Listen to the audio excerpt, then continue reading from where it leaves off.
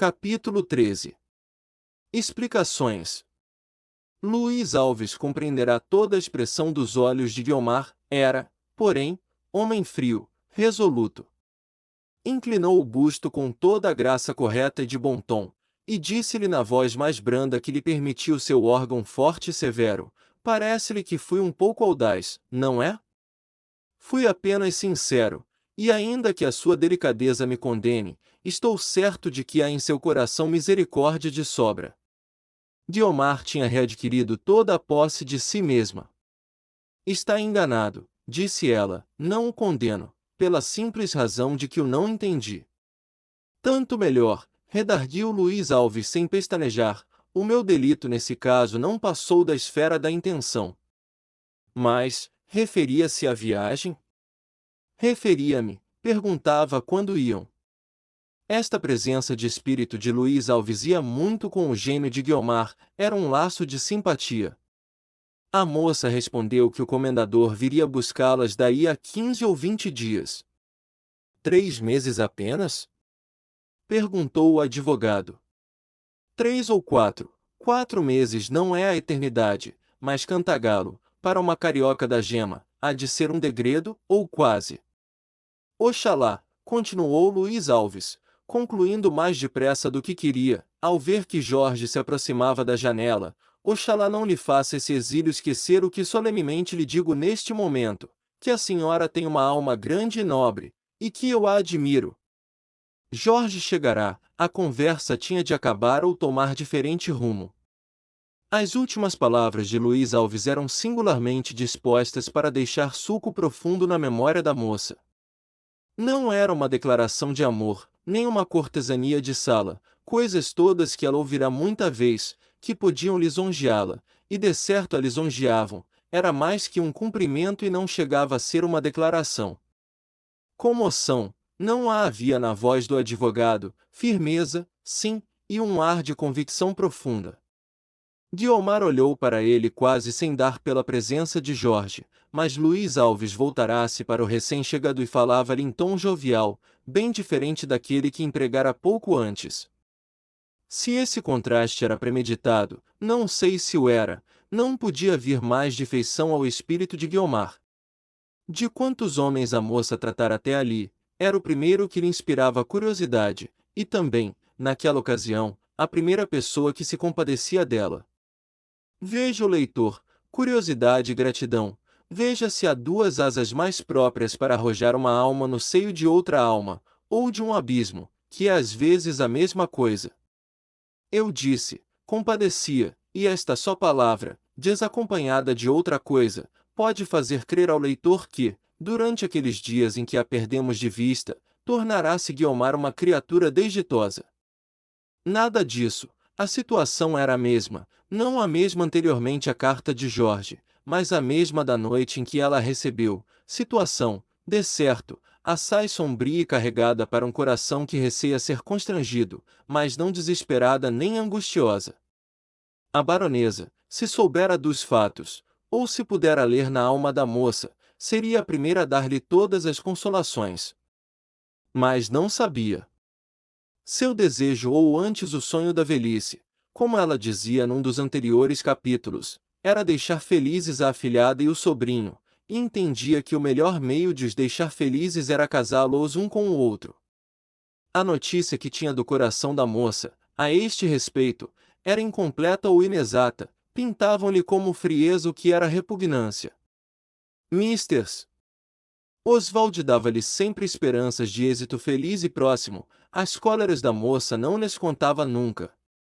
Da carta de Jorge não soube, nem da cena havida na alcova. O casamento continuava a aparecer-lhe com todas as probabilidades de uma esperança realizável. Dirá a leitora que o sobrinho não merecia tanto zelo nem tão pertinaz esperança, e terá razão, mas os olhos da baronesa não são os da leitora, ela só lhe via o lado bom, que era realmente bom, ainda que de uma bondade relativa, mas não via o lado mau. Não via rim podia ver-lhe a frivolidade grave do espírito, nem o gênero de afeto que se lhe gerava no coração. Jorge era o seu único parente de sangue, filho de uma irmã que viverá infeliz e mais infelizmente morrera, não repudiada, mas aborrecida do marido, circunstância que lhe tornava caro aquele moço. Mais do que a afilhada, não, nem tanto, de certo, o coração não chegaria para dividir-se igualmente em tão grandes porções, queria-lhe, porém, muito, quanto bastava para desejá-lo feliz, e trabalhar por fazê-lo. Acrescentemos que o destino da irmã sempre lhe estava presente ao espírito, e que ela receava igual sorte a Guiomar. Em Jorge parecia-lhe ver todos os dotes necessários para torná-la venturosa. Infelizmente, Mrs. Oswald, sabedora daqueles secretos desejos e mais ou menos confidente dos sentimentos de Jorge, achara azada ocasião esta para patentear toda a gratidão de que estava possuída e a profunda amizade que a ligava à família da baronesa. Interpor-se para servir aos outros, e mais ainda a si própria. Viu a dificuldade, mas não desanimou, era preciso armar ao reconhecimento da baronesa. Por isso não hesitou em confiar a Guiomar o desejo da madrinha, exagerando, entretanto, porque nunca a baronesa dissera que tal casamento era sua campanha, e Mrs. Oswald atribuiu-lhe esta frase imortal para todas as esperanças e sonhos da moça. Mas, se falava demasiado ao pé de uma, era muito mais sóbria de palavras com a outra, e da exageração ou da atenuação da verdade resultara aquele perene estado de luta abafada, de receios, de indecisão e de amarguras secretas. Convém dizer, para dar o último traço ao perfil, que esta Mrs. Oswald não seguia só a voz do seu interesse pessoal, mas também o impulso do próprio gênio, amigo de pôr à prova a natural sagacidade, de tentar e levar a cabo uma destas operações delicadas e difíceis, de maneira que, se houvesse uma diplomacia doméstica, ou se criassem cargos para ela, Mrs. Oswald podia contar com um lugar de embaixatriz. Vindo agora à narração dos sucessos da história, cumpre que o leitor saiba que a carta de Jorge não teve resposta escrita nem verbal. No dia seguinte ao da entrega foi ele jantar a Botafogo, mas Guiomar não saíra do quarto, a pretexto de uma dor de cabeça. A baronesa passou o dia com ela. Jorge apenas conseguiu saber, quando de lá saiu, que a moça ia melhor. Nos subsequentes dias nenhuma resposta foi às mãos do pretendente, nem ele conseguiu haver uns 5 minutos de conversa solitária com a moça. Guiomar esquivava-se sempre, com aquela arte suma da mulher que aborrece, e que é nem mais nem menos igual à da mulher que ama. Um dia, porém, não houve meio de fugir, e Jorge, que não tinha nenhuma comoção na voz, porque não tinha muita no coração, olhou para ela com olhos direitos e francamente lhe pediu uma palavra de esperança ou de desengano. A moça hesitou alguns segundos, contudo era preciso responder. Venceu a repugnância dizendo-lhe com um frio sorriso, nem uma nem outra coisa. Nem desengano? Perguntou Jorge alvoroçado. Ninguém pode dar nem uma coisa nem outra, disse ela, costumamos aceitá-las do nosso destino. Não era responder, como vê o leitor, Jorge ia pedir uma decisão mais transparente, mas a moça aproveitará-se da primeira impressão e esquivara-se. Quando ele recobrou a voz não viu mais que a fímbria do vestido, que se perdia na volta de uma porta. Guiomar encurtou as rédeas à familiaridade que existia entre ela e Jorge, mas, se o tratava com mais reserva, não o fazia com sequidão nem frieza, nem deixava de ser polida e afável. A dignidade natural que havia em toda a sua pessoa servia-lhe, além disso, como de uma torre de marfim, onde ela se acastelava e mantinha em respeito o pretendente. Dos 2 homens que lhe queriam, nenhum lhe falava a alma.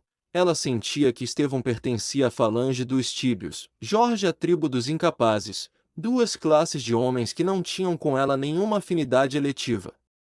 Não igualava, de certo, os 2 pretendentes, um era simplesmente trivial, outro sentimental apenas, mas nenhum deles capaz de criar por si só o seu destino. Se os não igualava, também os não via com os mesmos olhos. Jorge causava-lhe tédio. Era um Diógenes de espécie nova, através da capa rota da sua importância, via-se-lhe palpitar a triste vulgaridade. Estevão inspirava-lhe mais algum respeito, era uma alma ardente e frouxa, nascida para desejar, não para vencer, uma espécie de condor, capaz de fitar o sol, mas sem asas para voar até lá.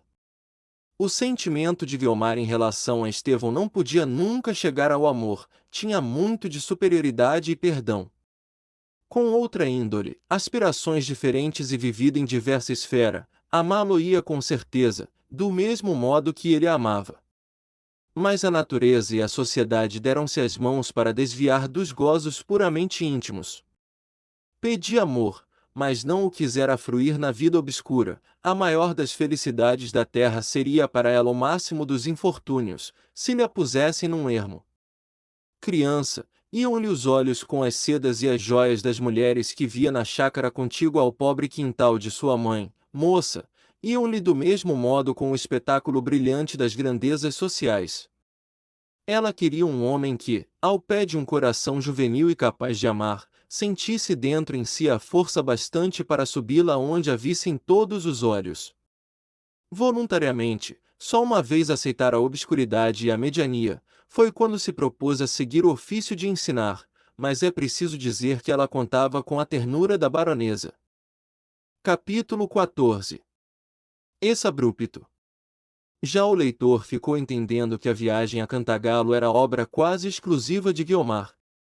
A baronesa relutara a princípio, como das outras vezes fizera, e o comendador pouca esperança tinha já de haver na fazenda. Mas o voto de Guiomar foi decisivo. Ela fortaleceu, com as razões do comendador, alegando não só a obrigação em que a madrinha estava de desempenhar a palavra dada, mas ainda a vantagem que lhe podiam trazer aqueles 3 meses de vida roceira, longe das agitações da corte. Enfim, invocou o seu próprio desejo de ver uma fazenda e conhecer os hábitos do interior. Não havia tal desejo, nem coisa que se parecesse com isso, mas Guiomar sabia que na balança das resoluções da madrinha era de grande peso a satisfação de um gosto seu.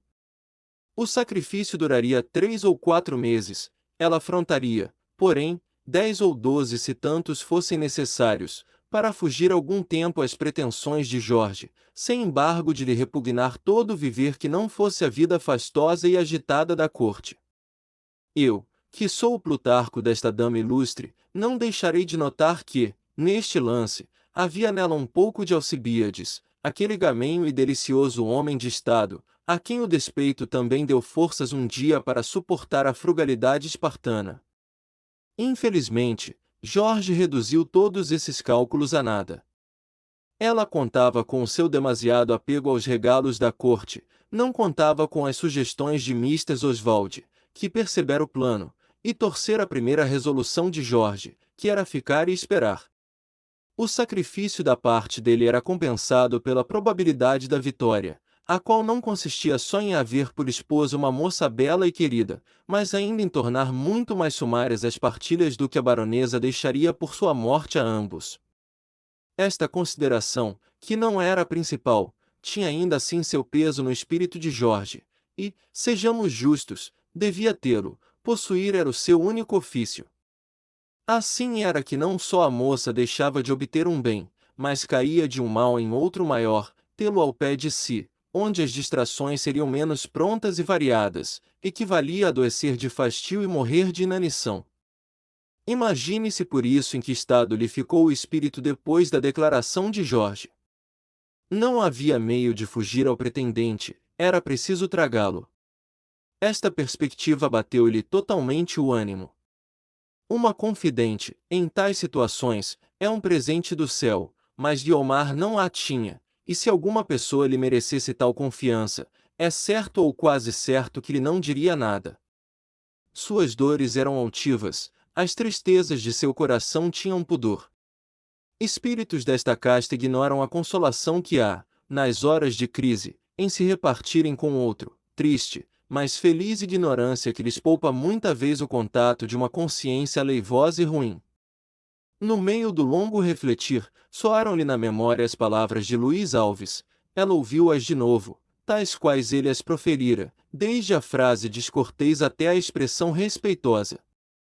Uma era o comentário da outra, e ambas podiam explicar-lhe o caráter de Luís Alves, se tivesse alguns elementos mais para conhecê-lo. Em todo caso, era a ponta do véu levantada.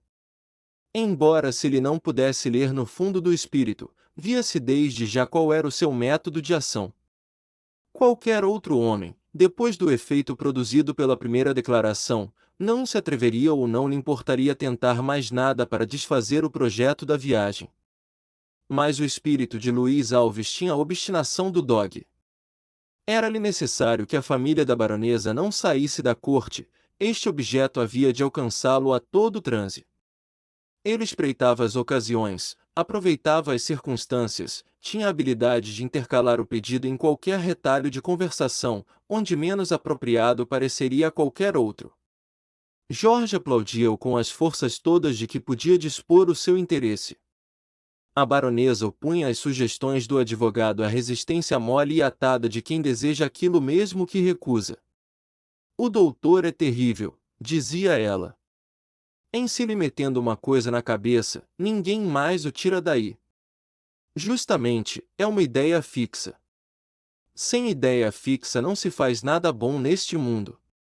Guiomar sustentava a resolução da madrinha, posto não o fizesse a miúdo, nem no mesmo tom seco e imperioso da primeira noite. Seu impulso era ser coerente, ao mesmo tempo não queria parecer aos olhos de Luiz Alves que lhe aceitava o concurso para obter o que aliás desejava de todo o coração, seria lavá-lo da primeira culpa. O argumento que mais influía no ânimo de todos, o que devera ter afastado a ideia de semelhante viagem, era o perigo de afrontar o cólera morbus que por aquele tempo percorria alguns pontos do interior. Um dia de manhã soube-se que em Cantagalo havia aparecido o terrível inimigo. Desta vez Luiz Alves triunfou sem dizer palavra, a baronesa recuou diante daquele fato brutal.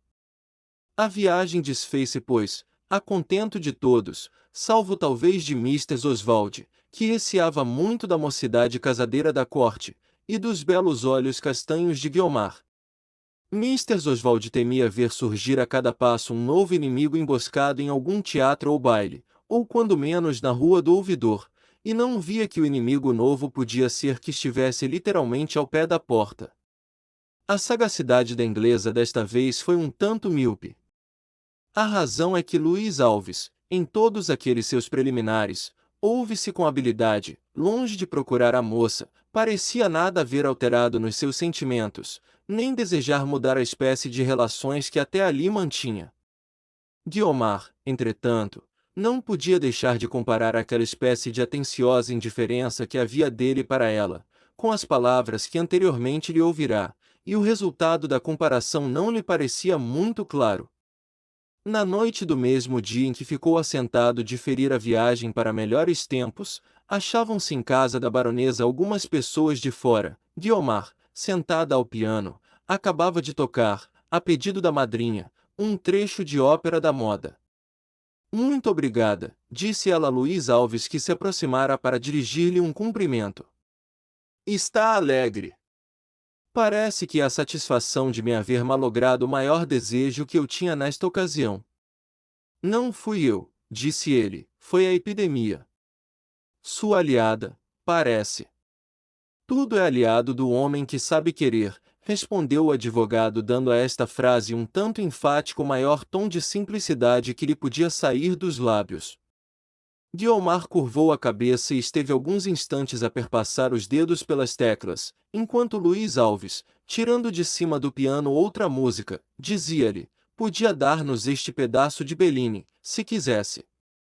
Guiomar pegou maquinalmente na música e abriu-a na estante. Era então vontade sua? Perguntou ela continuando o assunto interrompido do diálogo. Vontade certamente, porque era necessidade. Necessidade, tornou ela começando a tocar, menos por tocar que por encobrir a voz, mas necessidade por quê? Por uma razão muito simples, porque a amo. A música estacou. Guiomar erguera-se de um salto. Mas nem o gesto da moça, nem a surpresa das outras pessoas perturbou o advogado. Luiz Alves inclinou-se para o moço, como a consertá-lo, e voltando-se para Guiomar, disse-lhe graciosamente, pode sentar-se agora, está seguro. Guiomar sentou-se outra vez muda, despeitada, a bater-lhe o coração como nunca lhe batera em nenhuma outra ocasião da vida, nem de susto, nem de cólera, nem de amor, ia eu a dizer, sem que ela houvesse sentido jamais. Não se demorou muito tempo ali, com a mão trêmula folheou a música que estava aberta na estante, deixou-a logo e levantou-se. Nestes derradeiros movimentos ninguém reparou, e se alguém pudesse reparar em alguma coisa, a moça tomara a peito desvanecer todas as suspeitas. A primeira impressão fora profunda, mas Guiomar tinha força bastante para dominar-se e fechar todo o sentimento no coração. O que se passou depois, quando, livre de olhos estranhos, pôde entregar-se a si mesma, isso ninguém soube, a não serem as paredes mudas do quarto, ou o raio de lua coado pelo tecido raro das cortinas das janelas, como a espreitar aquela alma faminta de luz. Soube-o, talvez, o seu espelho, quando no dia seguinte lhe refletiu o rosto desfeito e os olhos quebrados. Se foi a meditação noturna que os amoleceu e apagou, não o perguntou ele, naturalmente porque o sabia, mas talvez advertiu consigo que se eram assim mais belos, pediam outro rosto em que caíssem melhor. O de Guiomar queria-os como eles eram, severos, firmes e brilhantes. A baronesa também não deixou de ver que a afilhada não acordara com o mesmo ar do costume, achou-a taciturna e distraída. Eu, madrinha?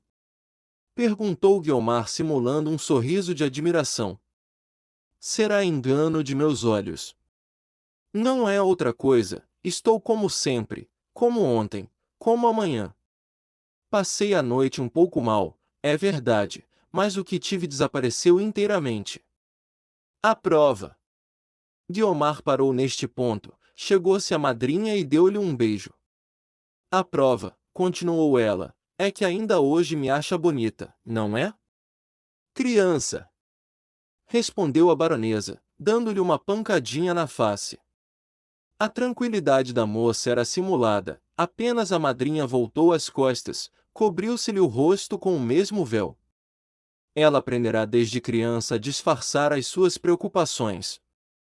Quanto a Luís Alves, posto houvesse contado com o seu método cru e abrupto, saiu dali sem plena certeza do resultado. Esta incerteza abalou-o mais do que ele supunha, e foi, sem dúvida, a primeira ocasião em que sentiu que a amava deveras, ainda que o seu amor fosse como ele mesmo, plácido e senhor de si. No dia seguinte, Estevão interrogou-o a respeito de Guiomar. Creio, disse ele depois de refletir alguns instantes, creio que por ora não deves perder as esperanças todas.